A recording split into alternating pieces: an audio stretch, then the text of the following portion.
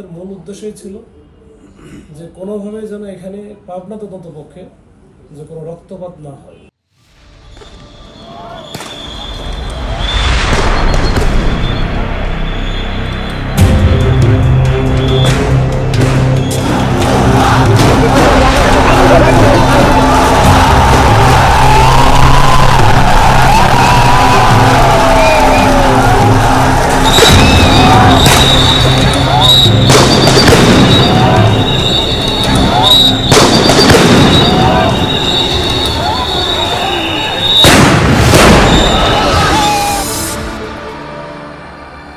এটা হচ্ছে পাবনা শহরের একেবারে মূল জায়গা, যেটা মূল মোড়, এটা বলে যে জনতা ব্যাংকের মোড় বলে, জেবি মোড়।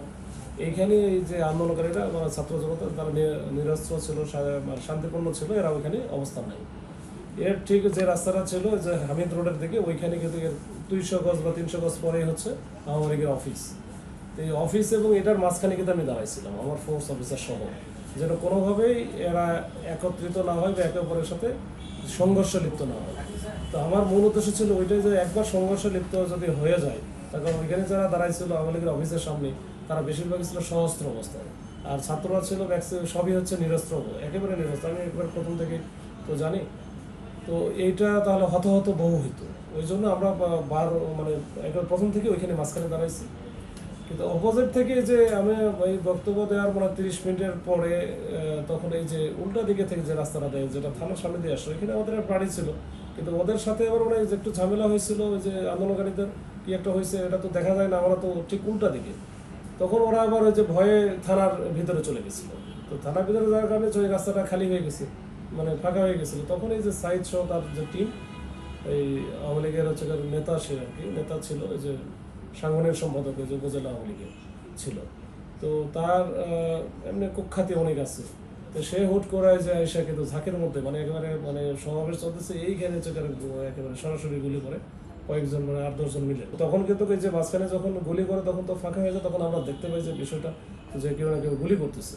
তখন কিন্তু আমরা দৌড়ে সামনে যাই, আমি সহ আমার সাথে 2 জন ছিল, আর অন্যগুলো হয়তো ভয়ে আসে নাই। কিন্তু এরপরে আমাদের দিকে যখন গুলি করে তখন আমরা সাইড হয়ে তখন ওখান থেকে যখন সবাই একসাথে একত্রিত হলো, ছাত্ররা আসলো, আমাদের ফোর্সও যারা পিছনে ছিল তারা কিছু আসলো, অস্ত্র যখন পাইলাম আমি, তখন কিন্তু ওই যে ওই সাইদকে লক্ষ্য করে কিন্তু আমরা গুলি ছিল। তো গুলি করার পরে তখন আর ওখান থেকে সে দৌড়া পালানো শুরু করে। তো এর মধ্যে ছাত্ররা তো সবাই মিলে, ছাত্র পুলিশ সব মিলে দৌড়াইতেছিলাম। এর মধ্যে যাই হোক ওইটা সে ওখান থেকে চলে যায়, তার গাড়িটা ছিল, গাড়িটা পুরো আগুনের লাগে পুরায়। আর এর মধ্যে আমরা আর গুলি করতে পারতেছিলাম, এর মধ্যে ছাত্ররা ঢুকে গেছে, গুলি করলে তখন ছাত্র বা অন্য লোকজনের লাগবে। তো এইটা ছিল ওই দিনের বিষয়। আর এই ছাত্রদের সাথে আমরা কিন্তু সেই জুলাইয়ের একেবারে ওই 15-16 তারিখ যেদিন যে আবু সাইদ যেটা শহীদ হন রংপুরে, ওই ওর পরের দিন থেকে মূলত ওই ইয়েতে আন্দোলন হয়েছে পাবনাতে আন্দোলনের মূলত স্পট ছিল 3টা। একটা হচ্ছে পাবনা বিজ্ঞান ও প্রযুক্তি বিশ্ববিদ্যালয়ের সামনে যে মহাসড়কটা ছিল ওইখানে, আর একটা ছিল হচ্ছে পাবনা এডওয়ার্ড কলেজের সামনে যে অংশটা ওইখানে, আর একটা যে জেবি মোড়, যেটা এই যে এই ঘটনা। এই 3টাতেই প্রত্যেকটা জায়গায় কিন্তু আমরা প্রথম থেকে ছিলাম। আমাদের মূল উদ্দেশ্যই ছিল যে কোনোভাবে যেন এখানে পাবনা তদন্ত পক্ষে যে কোনো রক্তপাত না হয়।